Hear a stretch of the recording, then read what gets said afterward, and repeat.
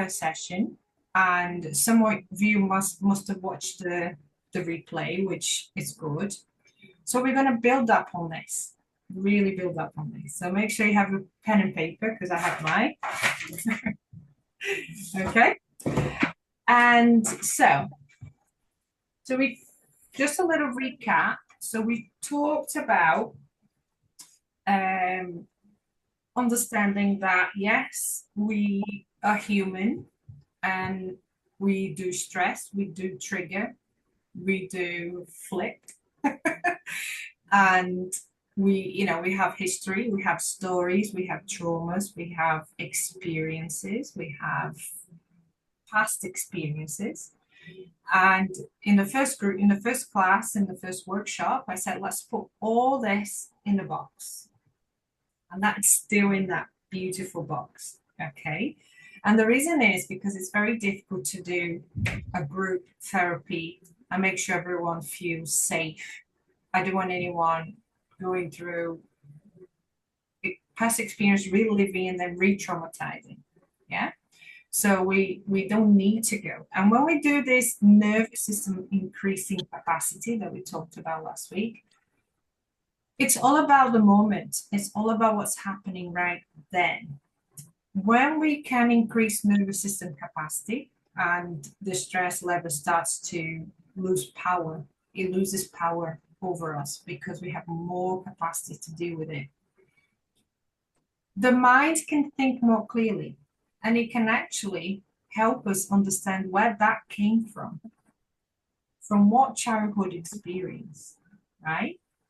But then by the time we get there, we are navigating back in past experience with more capacity to deal with it. Okay? So yeah, you're going to have aha moments.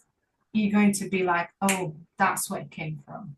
It's okay. It's good. It doesn't mean it cannot come off the box. Yeah, it cannot come out of the box. It will come out of the box. But we're here to focus on well-being hygiene in a way. I think I spoke a bit in a class about sleep hygiene.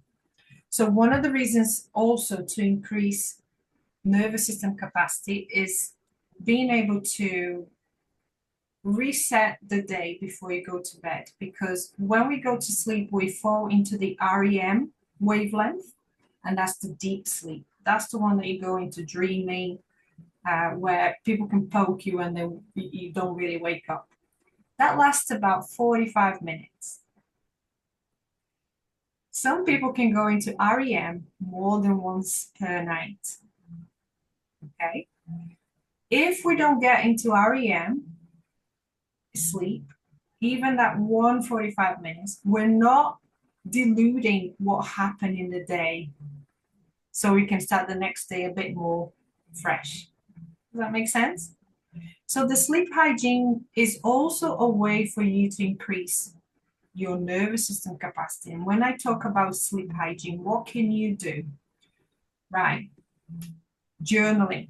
Get it out of your head, so you don't wake up in the night, sometimes with the list of things to do, sometimes with the project that you forgot to mention to the manager or the boss, or sometimes, the sock day at school that you didn't put the socks out, the odd socks day at school, or the shopping list, the doctor appointment. Is really having that moment to breathe, give yourself time, and then do a little list. You don't have to do this for the rest of your life, but that reorganizes the brain to bring those messages earlier before you go to sleep. So then you're reorganizing the day for the next day. Breathing, meditation, journaling, make the list. Yeah, make the list. And but most of all, bringing yourself down, bringing that level of intensity down through resting, silence, and anyway, a hot bath, any way that you feel for you that works. And last workshop, we talked about how to recognize what you're already doing, which are already your tools, but how to implement them more consciously so they become more efficient. Yeah. And I already say that to even to physiotherapy patients. I say, what are you doing to ease your pain? Oh, I use ice, I use heat, I use pain relief. Fine. Those are your tools. But can we refine how we're using them so they actually work? And that's all we're doing here. Okay. So today I just want to bring a discernment and a an understanding of your tools because some of our tools are great tools. Some of our tools, they're actually a way that a coping mechanism that we created at the time of that experience to protect us from how that experience made us feel. Okay. I don't know if you have the workshop workbook that I made for this workshop. You don't need to have it on the workbook, but you will need it later on your own when you go back to do what we're going to practice today. So we talked about some of the tools that we have. Some people mentioned silent breathing, watching Netflix. I mentioned a glass of wine. What else? We mentioned going for a walk, going for fresh air. If you are in the middle of dealing with children, you're getting stressed, sometimes just holding back and not saying too much. Sometimes speaking more calmly, forcefully, hoping that the situation calms down. Yeah. Or sometimes snapping. Okay. Some of those are tools and some of those are coping mechanisms. Breathing, but some of them can be both, depending how we approach. So think about going out for fresh air. Are you going out fresh air because you want to avoid conflict, because you want to avoid things escalating, because you need, your nervous system is so agitated that you need to settle before you come back to the situation? Or is it simply going for a fresh air because this is something that you do anyway? Can you see the difference? Are we using breathing because it really helps us regulate? Of course, it takes time for us to practice breathing to then use breathing as a regulator. Or are we using breathing because the heart rate's going and we're trying to control it? That's a coping mechanism. Okay, so pretty much everything that we do is a tool, but where it comes from and for the reason we're doing can become a coping mechanism. So a good distinction for everyone is this. I'll do a quick read here. So the same behavior that we use can be a tool or a coping mechanism. The difference is the intention and the awareness and whether it increases your capacity or avoids your pain. So if your tool is there to avoid discomfort, pain, heavy emotions, to suppress emotions, to avoid conflict, to silence yourself because of fear or silence even others, then you're using a coping mechanism. If you have been using a tool, so I always go back to breathing because that's the core tool for nervous system regulation. If you have used breathing for regulating your nervous system long enough, breathing will start to regulate yourself through these situations. And then when you're going through a coping mechanism, and you're breathing, because you are regulating yourself, but you're still going through a coping mechanism, this is where clarity comes to the subconscious and says, this coping mechanism comes from so and so and so and so back in the days when you're dealing with that and you felt this and you're trying to protect yourself from that. Yeah. And that's clarity comes. And that's what making that shift of how you react and respond to situations can make a big difference. So the breathing is the core tool for you to practice on a day-to-day basis, practice while things are happening, practice after things happened, and practice after you have this moment that you like the sleep hygiene, or later in the day when you realize, you know what, can I reflect a little bit about what just happened when you're in the car after a moment. Yeah, when you find yourself in that space, then you can practice the breathing, because the breathing will come much more natural. Breathing is this autonomic aspect of your physical body, happens regardless.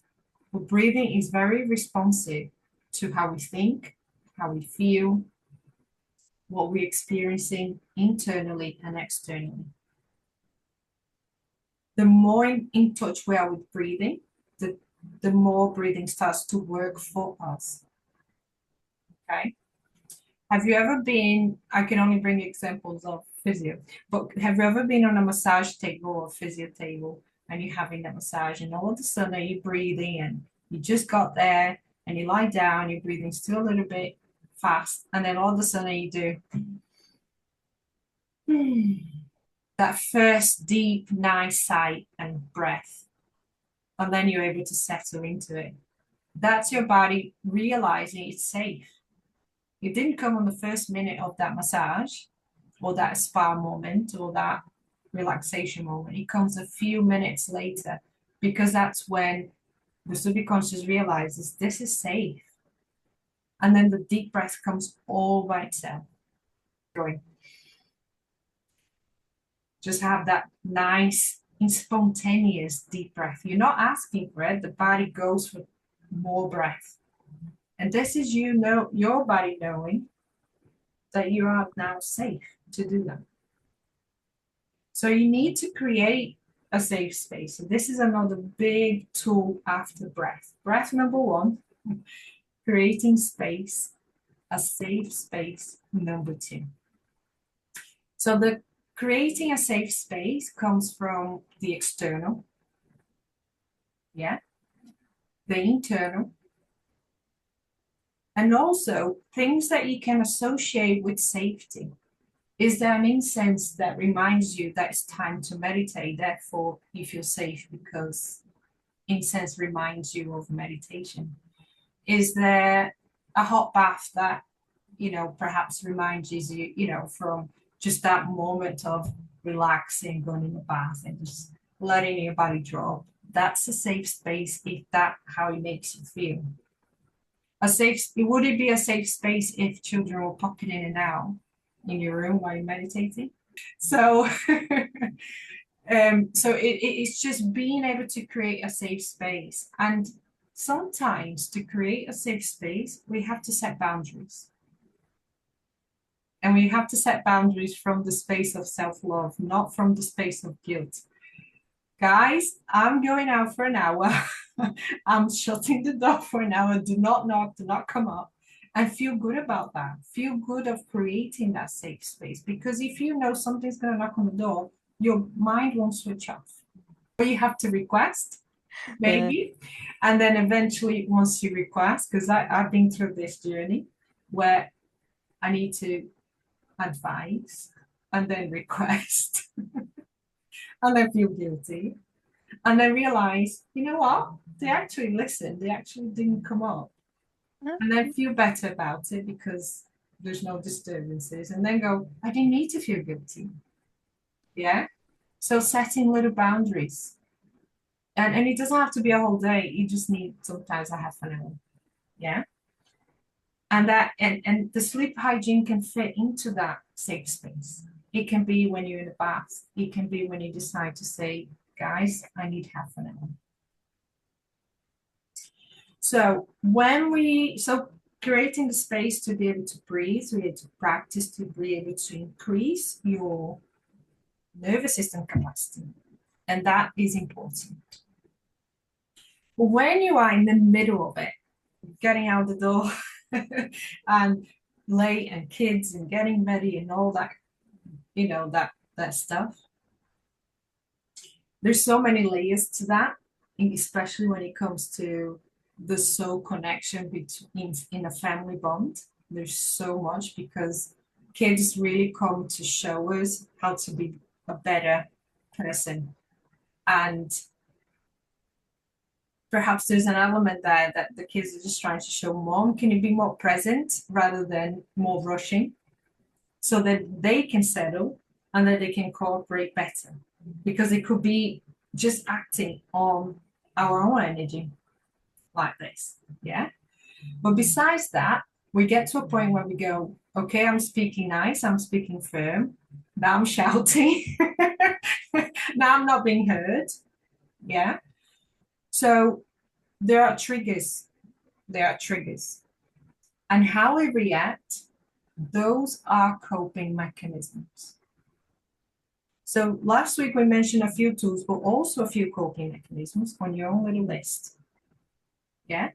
And now we need to discern which one is actually coming from the capacity to increase nervous system or for a temporary relief, a temporary relief of that emotion, of that symptom, of that pain, of that emotional charge. Because a trigger is an emotional charge. Something's pumping, pumping, pumping, pumping, and it just goes. This terminology in Brazil, we spin the skirt, the lady skirt, because the lady goes wild and flips, and she spins, and the skirt goes around like this, and it hits everyone around, and it gets everyone out of the way. That's what we say in Brazil. When you had it right, you spin the skirt, right, because it just flaps everyone in the face. So when you get to that moment, you snap. Yeah. So yeah, so this is one of the things that moment, any reaction that we have will be coping mechanism. Those are the ones you want to make a list after it happens.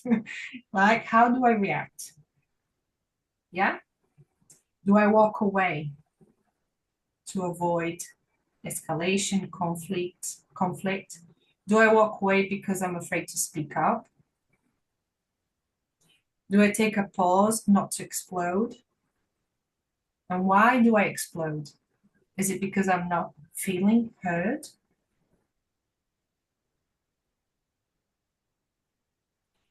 Is that glass of wine on a Friday a reward for a hard week of coping the whole week? Are we rewarding ourselves? And where does the reward come from? If you're a good girl, you get this. Yeah.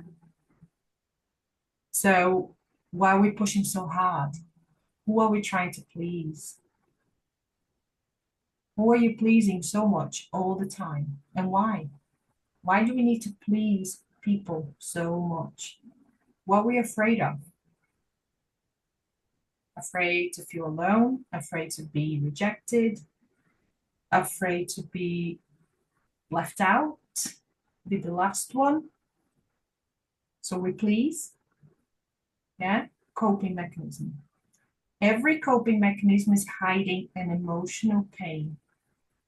Something that happened, don't need to go in that box, but either happened once, very vividly, and you remember, or happened very lightly, but repetitive every day of your life. Yeah. The way we're raised happens every day in our lives as we're a child. The way we were raised, the way we're spoken, the way we were told, the way we were asked to be happen every day. We had to condition ourselves. And if it didn't resonate, we found coping mechanisms. And those coping mechanisms are our triggers, Simple as that. There's no other way around it. So every triggers come from a source of creation, of some sort of discomfort in ourselves, pain in ourselves, discord with what's going on, discord with how we were asked to be raised. And when I say asked to be raised, let's say something simple. Okay. Maybe at the age of 8, you're asked to make your bed every morning. And if you didn't, you got chances, maybe got a little bit of punishment, like, oh, you might not play on your console or something for a bit. Or you might not do something silly, something not major, nothing traumatic. But it happened often for at least a couple of years before you realize that you had to make your bed every morning. But at the time, you didn't know how to make a bed. You're just told to make a bed. You're not shown how to make a bed. You're expected to make a bed. And you didn't know how to say that you didn't know how to make a bed. So you just try your best, your very best, the hardest. And when you didn't, you got told off. I'm not going to say the word punishment. I'm going to say the word told off, because we do that. Yeah, we're being told off. It's normal. Yeah, but it didn't sit right. But so many other little things were there. You didn't feel heard. You couldn't speak up, and you didn't know what you're doing.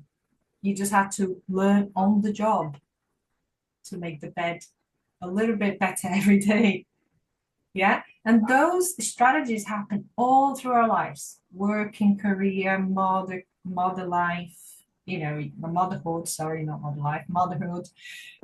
We learn on the job. Yeah, we learn on the job. So we carry these coping mechanisms all the way through. So when you do your reflection, when you sit down and you are in a moment of chill already, and you decide to do your reflection, and then you either do your sleep hygiene to make sure that your mind isn't too busy and you can fall into that REM sleep state, because that alone resets a lot of the nervous system for us. Sleep hygiene is being able to do a bit of breathing, meditation, journaling before, not just but by the end of the day, so that your mind is not racing, waking up. You're waking you up in the night, with the list that we have to do, with the things that we forget to plan for the next day, or we wake up with some of the worries from the day, from the things that are happening in our lives, because it stops us from falling into that deep state, which is the REM state for sleep. And that state lasts about 45 minutes. And some people can fall back into it a few times a night. But if we need at least one for our nervous system to reset and increase capacity for ourselves the next day. So if you have a stressful day where you had a really good sleep, most likely you feel better the next day because of that. But if you had a really stressful day and you're not able to sleep, the next day is not as good because you didn't have the reset. So the sleep hygiene is to kind of offload maybe emotions, offload the mind, offload the worries, and little strategies like the journaling, breathing, a hot bath, meditation. But the more you practice, the easier the mind understands that that's a safe moment, not just a safe space, but the sleep hygiene is a safe moment, and it starts to unload much quicker. And then, of course, the safe space that I mentioned is how you use external. Are you feeling threatened? Are you going to be disturbed? Yeah. So create that space from, with your family, with your environment. So I want you to list maybe this week or since the last workshop, we had a bit of awareness of of how the stress, we were reacting to the stress, how we were feeling through the stress. Where did you feel in your body? Um, how did you react? That's the most important, and it will be on the workshop for you to work through. Okay. How did you react? Were you able to stay calm without any triggers, or you had to really control your calmness to be able to get through? And that list is where you're going to discern, is this a tool or a coping mechanism? Yeah. And you want to be able to discern that.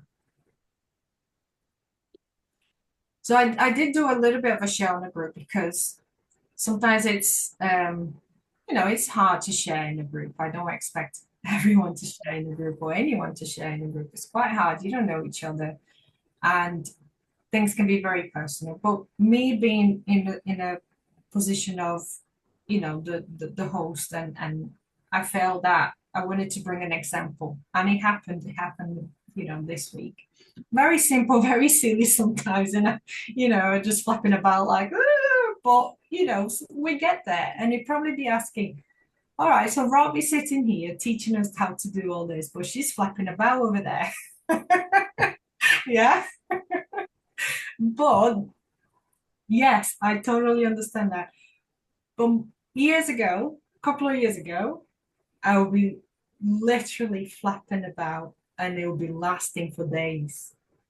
It will be really throw my nervous system off and I'll be flapping for days. What is the difference now?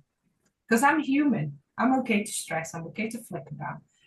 The difference is something happens and I'm seeing it happening.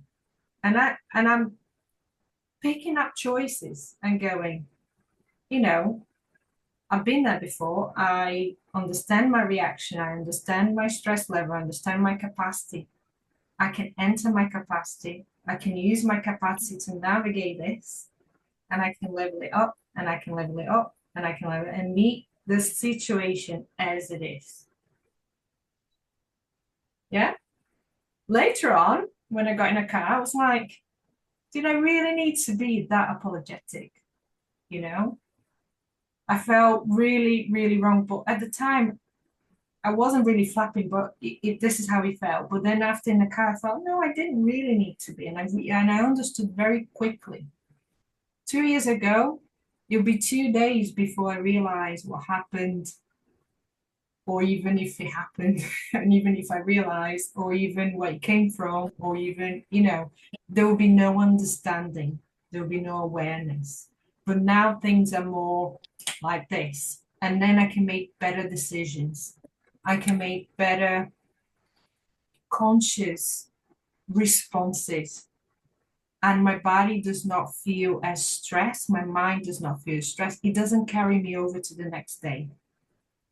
Of course, I gave a very simple example, but if it was even something bigger, it doesn't carry me over to the next day. I had something much more upsetting happen just the week before the first course, and I was really surprised how my response was work. When a child you give a lollipop and they're happy, you take the lollipop out and they cry, and then you give a lollipop, they're happy again. That quick.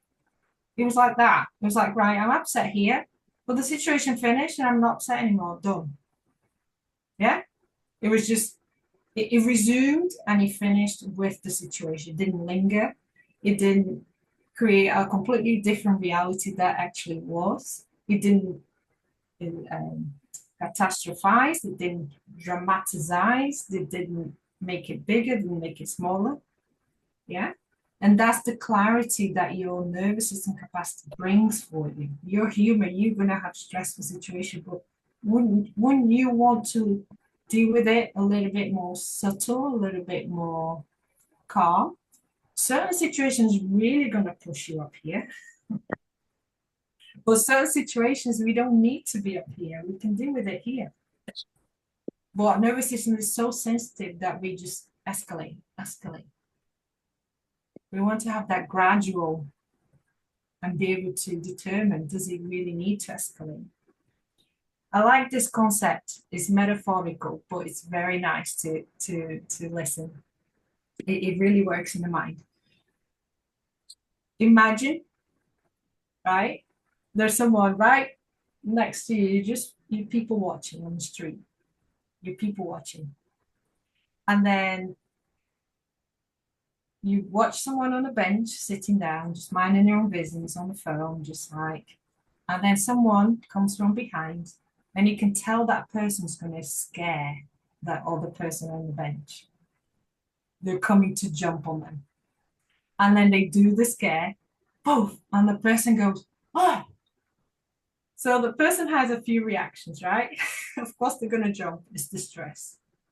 Reaction one, are they going to laugh? Reaction two, are they going to hit the person back because they got that angry? And reaction three, are they going to faint? Okay.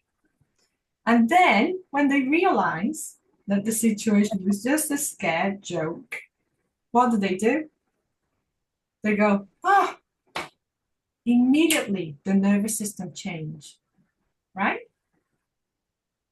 That person, if you, I've watched this once on like TikTok, whatever it was, just many videos of people getting scared and the different reactions they were having. Everyone's going to have a different reaction. I want to have the laughing reaction every time. Yeah. And that's what I'm saying. Last week I rode a roller coaster without heights and corners. It was like that. If I told anyone what it was a roller coaster, but I rode it like this. Very nice and easy. It felt okay, right? It didn't feel like a roller coaster. So this is what nervous system capacity brings, and this is what I'm transferring, I'm teaching, I'm learning, and I'm sharing, nothing more. So we don't need to go in the boxes, yeah? But clarity will come, understanding will come, and that is really helpful. That is really helpful for a psyche, for a mind, more so than anything else. Okay. So let's talk about just quickly about boundaries. Why is it so difficult to set boundaries? Because there's such a thing as healthy boundaries and setting boundaries out of coping mechanism. I can cope with noise, therefore I don't want any play dates in my house. That's setting boundaries from coping mechanism. Yeah. I can cope with a messy house, therefore no toys in the living room. That's setting boundaries from a coping mechanism. Yeah. I had this one. I can cope with busy places. So therefore, I have to walk away, go in my car, sit for half an hour in silence, and then come back for more because I can't cope for that long. That's my coping mechanism. Because I didn't have nervous system capacity. Today I can go in a concert and I'll be all right and enjoying it and dancing and singing. 2, 3 years ago, I couldn't go in a pub. I didn't have the nervous system capacity for the noise, everything, all the stimulus. Yeah. And that's the difference. That's the difference. So sleep hygiene, learning to discern if your tools are tools or coping mechanism.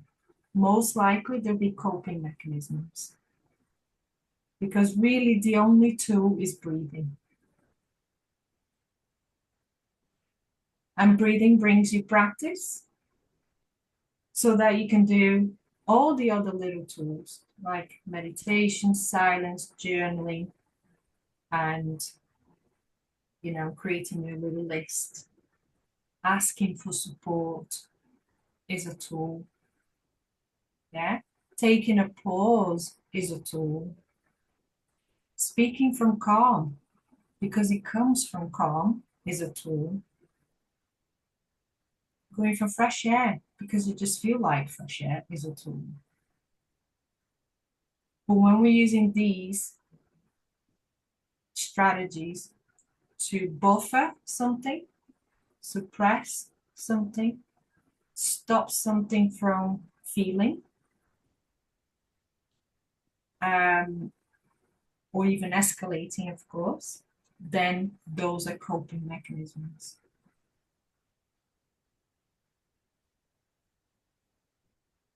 Okay. So I'm going to teach you EFT. EFT tapping. Very simple, very easy. You can make as easy as you want, or you can use all the points that I'm going to guide you through it. Okay. So tapping is your fingers, tip of your fingers, tapping on a part of your body. Just tapping. Okay. EFT tapping, we use different points. We use the head,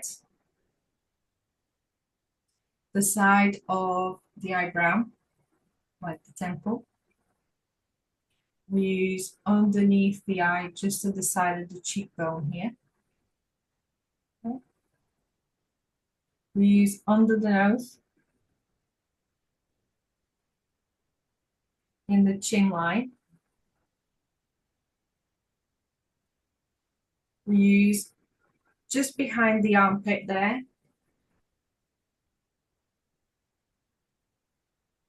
And then just under the collarbone. So not on the bone, but on the soft part, just under the collarbone. But you can use just this one. You don't have to remember all the points. The points does not need to be tapped in order. You can choose any points. Eventually you find your point. You can work with your point, okay? So we're going to increase capacity on one emotion. I'm going to ask you to go on mute for this one because I want you to speak out loud in your own safe space. Does that make sense? I don't need to hear, nobody else needs to hear, because I want you to be able to speak out loud in your own safe space. And when you feel safe to speak, your subconscious really, really works with you. This practice, it will be on the workbook for you to follow as well. The questions are very generic because if you come with a different emotional charge or a different coping mechanism that you realize where it comes from and you want to work on that, that usually comes with an emotional charge, okay? And what we're trying to do is we're trying to soften that belief or that emotional charge. Let's say you got very angry, just very angry. The emotional charge is up here. And with the tapping, you're not going to say, oh, I'm not angry, I'm happy. I'm not angry, I'm happy. You can't jump from I'm not angry to I'm happy. Okay? It's very difficult for the nervous system to bring yourself down that quick, and the mind to believe that when you're really angry, you're actually happy. It doesn't work. So we need to grade it, how we bring ourselves down. Yeah? I'm angry. First, you need to acknowledge that you're angry. I'm angry. Yeah? And then you go, I'm angry, but maybe not so angry because. And then the next level is, oh, maybe, perhaps I'm not that angry, but maybe I'm more frustrated than angry. And then the frustration goes, and then the tapping starts to dissolve the emotion. And then you go, right, maybe my frustration wasn't that much frustration. It was more like upset. And then I'm not as upset, but I'm actually just, not sure what's happening. But maybe I'm feeling better now. You know how you can degrade the emotion. And that's what the questions on this workbook helps you to unwind that emotional challenge. So this is something good for you to do with a very strong emotion when it happens, and you can go in your car, when you go to the bathroom, you can go in the bedroom and just tap, and you get proficient with it through the questions. Or you take a space later on in the day, but then you have to really think about the experience. So the emotion comes up a little bit. Okay. So take a moment to think of a stressful situation, something that really brings a bit of an emotional charge to you, something that brings a frustration or stress or a trigger. And I'm going to ask questions, and you're going to answer your own questions. You're going to answer yourself. You don't need to answer for anyone, but you need to speak.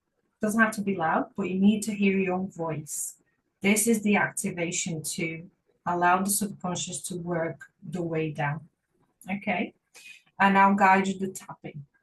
So I want you to just start tapping on under the collarbone, and just briefly in a small sentence mention the emotion of a stressful situation. Try to speak, because that's what activates the tapping. I can't hear you, so you're safe. Try to speak the situation and see if the emotion comes up. Okay.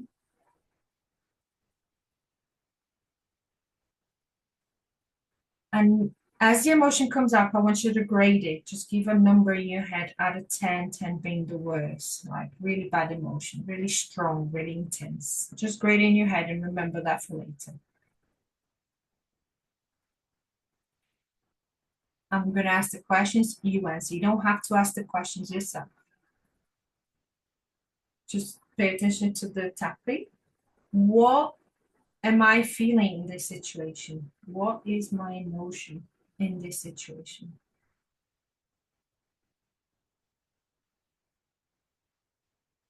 And answer in your voice. Side of the face. What am I trying to control in this situation? Or who am I trying to control in this situation? Or what emotion am I trying to control in this situation? Answer in your voice. Change tone of the eye. What am I trying to avoid happening? What is that thing I'm trying to avoid that I don't want to happen?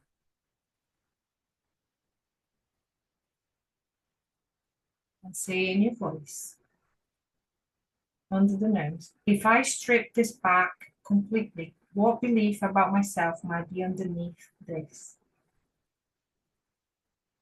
What is the belief? Is it self-worth? Not being heard? People pleasing? Not being able to ask for help? Fear?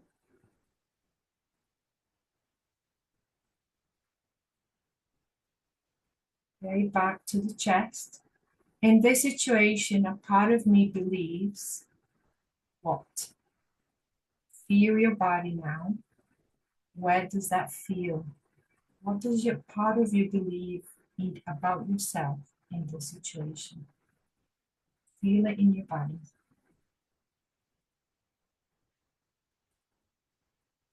In your head. Where do I feel this in my body?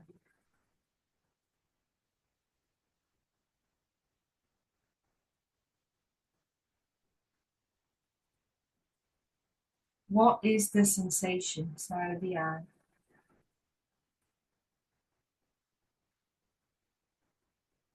What's the sensation? Is it constriction, tightness, heaviness?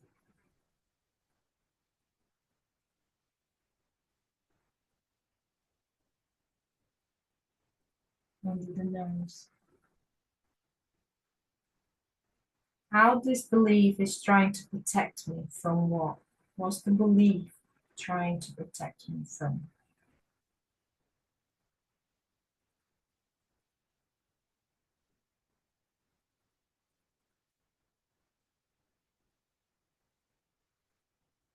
And if you want to go back a bit, when did I first need to use this coping mechanism? When did I first use this coping mechanism?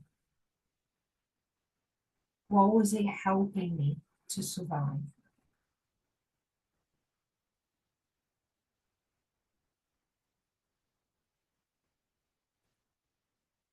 Now we want to dissolve this belief because we need to make it less than, don't we?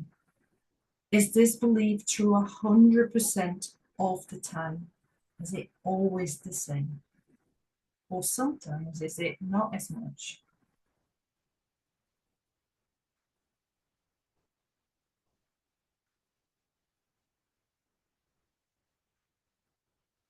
So the forehead. And when I do this for others compared to when I do it for myself, is it always the same or different? Is it better? Is it not? Because we're trying to make it not absolute here. So we need to find ways when this belief is not taking over you, right?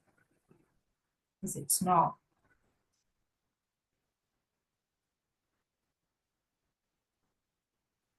Under the nose. Is this really true? Is this how I should feel every time in situations like that? Is it really true?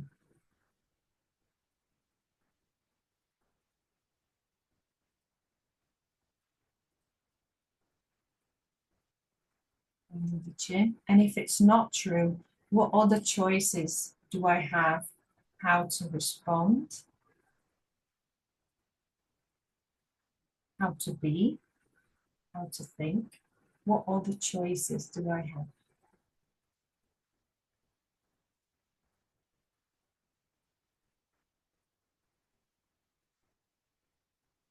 Let's go on your chest.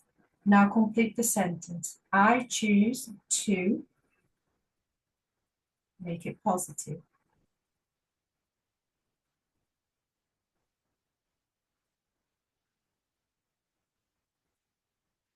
I allow myself to complete and make it positive.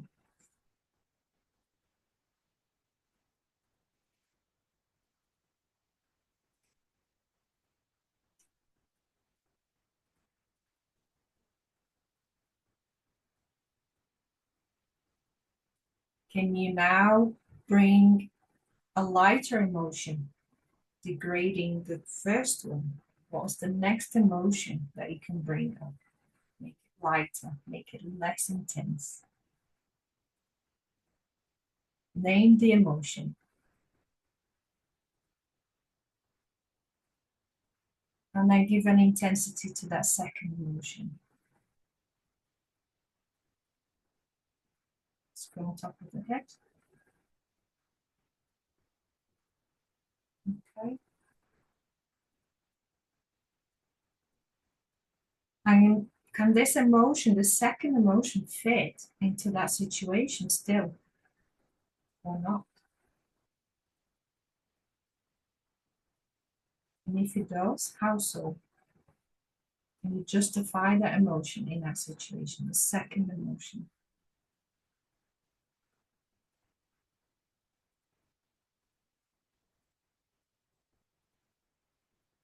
Side of the eye.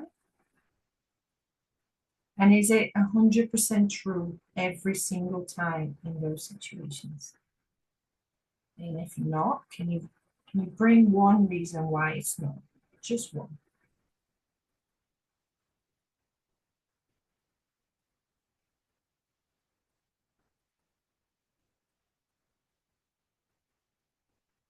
Side of the eye.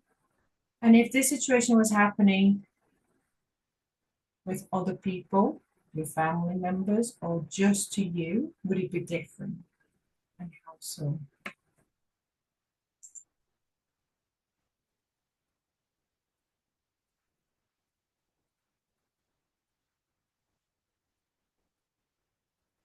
Under the nose. And if this situation was different, how would you make it different? Just mention, how would you make it different? How would you like to react differently?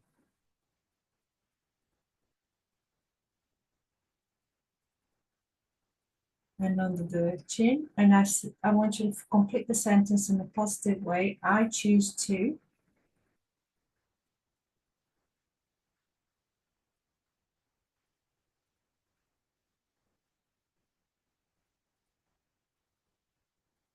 And the second sentence, I allow myself to. What are you permitting yourself to feel, to be?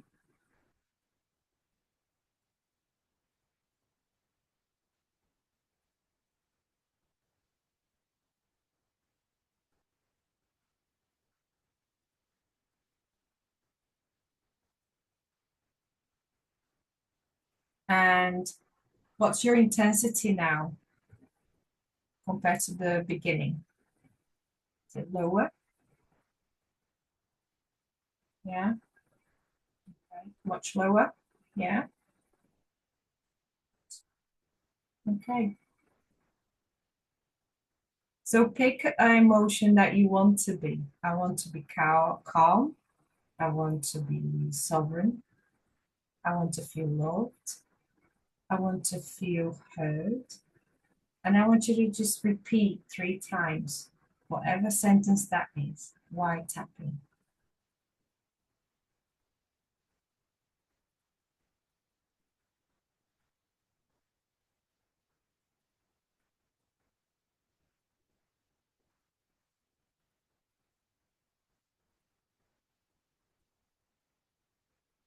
And then to integrate, let's tap here. So side of the hand.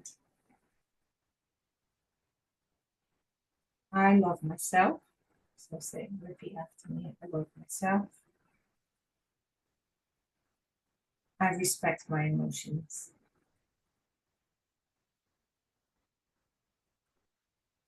I have a choice to increase my nervous system capacity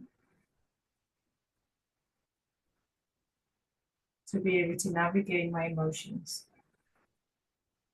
with calm, sovereignty, and my truth. You can stop tapping, take a nice deep breath in, breathe out, sit back, let's do a meditation. Just allow the vibration of the tapping. Notice how you feel in your body.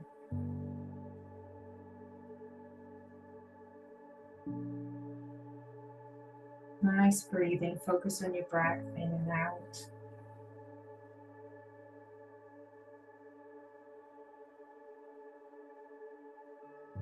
Focus on your breath, going into your chest, down to your belly.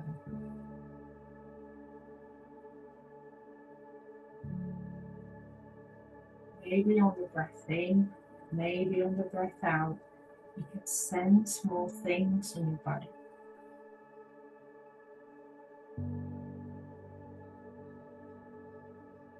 Use the breath to enhance these sensations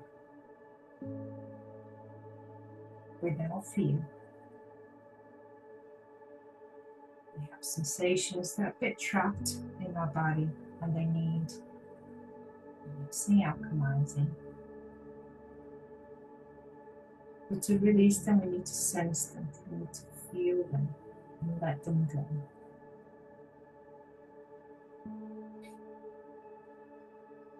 Use your breath to enhance the sensations that you are feeling in your body.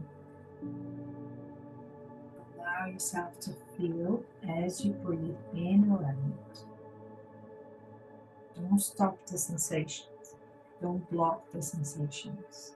Don't make it smaller.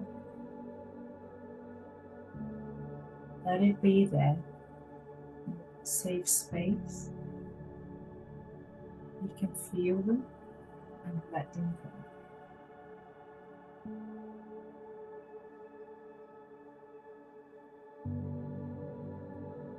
And as you breathe and sense,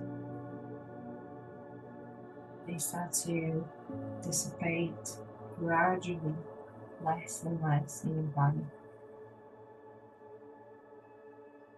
And if your chest starts to expand, that means you're ready to breathe into your heart chakra.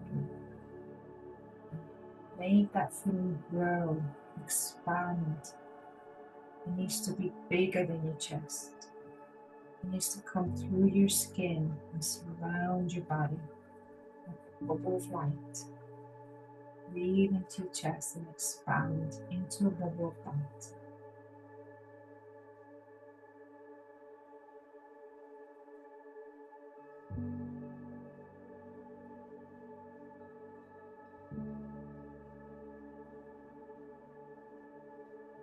Stay in this bubble of light, breathing into it.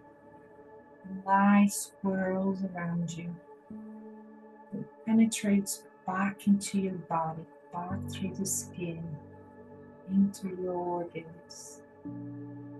You're becoming one with this bubble of light, with your own light, with your own heart.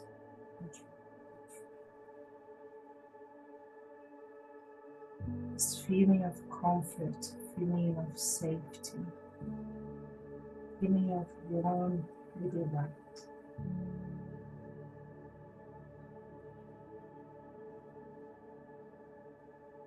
Stay in it a little bit longer, finding the little spaces for this light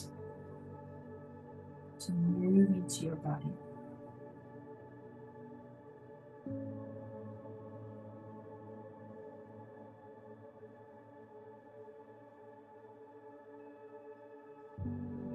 Expand, but allow, let it be, let it grow.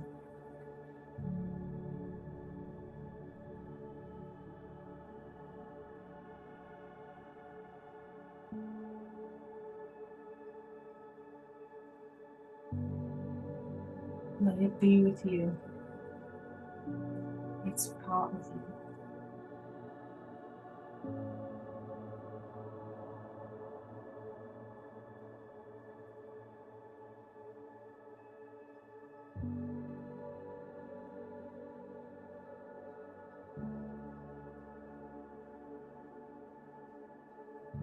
This is that quiet moment, the silent moment. A moment of serenity that your nervous system increases capacity. The ability to navigate you through moments of stress with more clarity, with more discernment.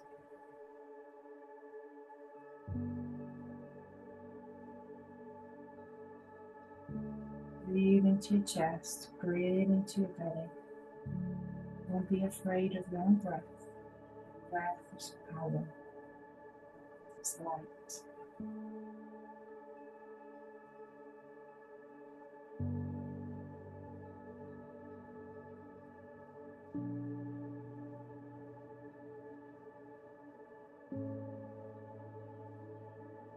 Hold the light around you. It touches your skin. Your skin goes in. To feel it penetrating you.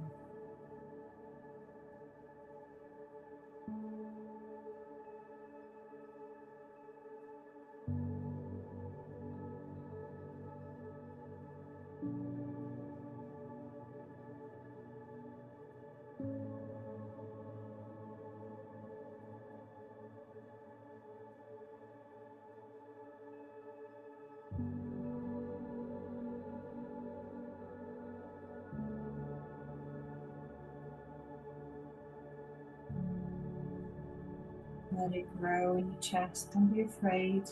Let it expand. Let it pulse.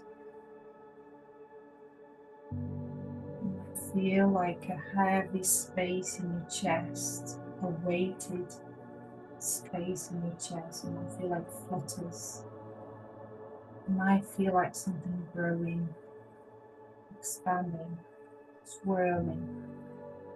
This is your light. Nothing to be afraid, nothing to fear. Your light is the only thing that can alchemize emotions that are trapped in your tissue, in your physical body.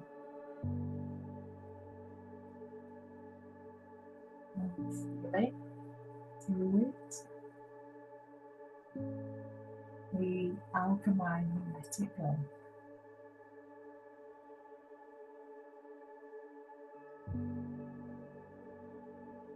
You might have a knowing of which emotions being alchemized. Stick with it. If you don't worry. Your body knows what's doing.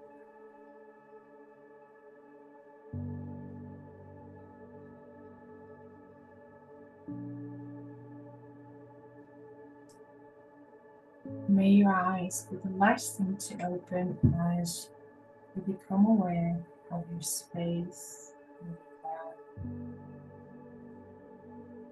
the sounds, voice, and your body position.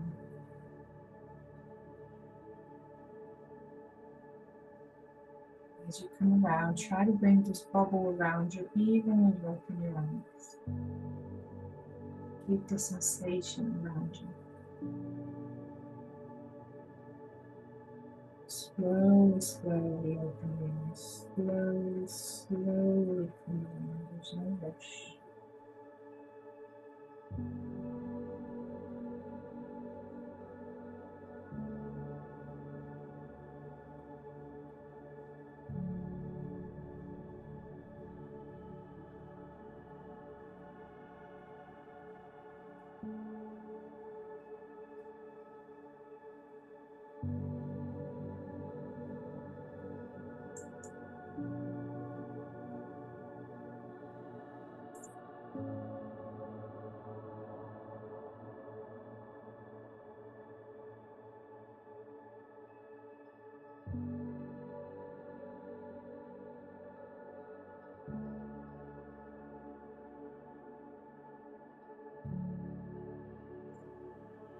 Keep breathing. Keep bringing that air into your chest, that breath into your chest, even when you're back around. To move your body, if you need to shake, if you need to sway, stretch.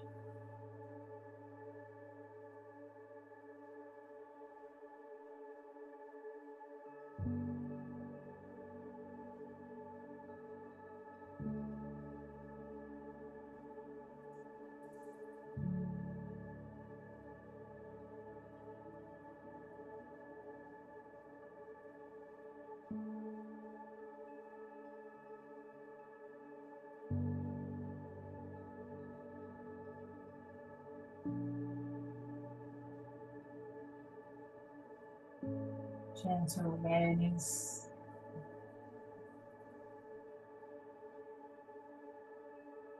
Wiggle your toes and your fingers.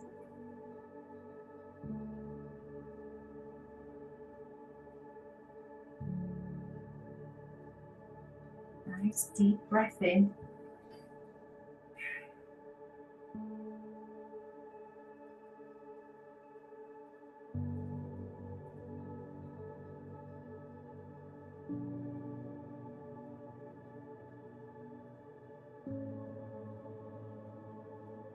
Ready. It's nice and easy.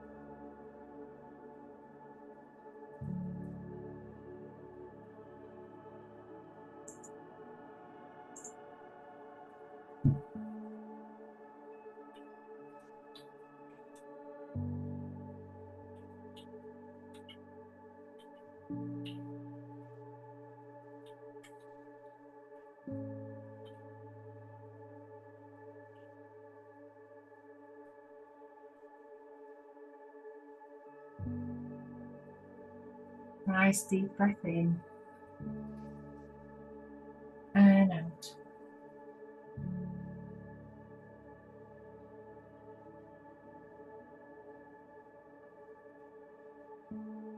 And gentle coming out.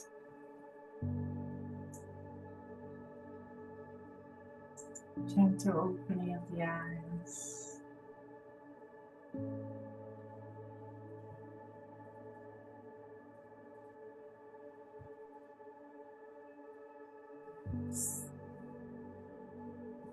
Okay,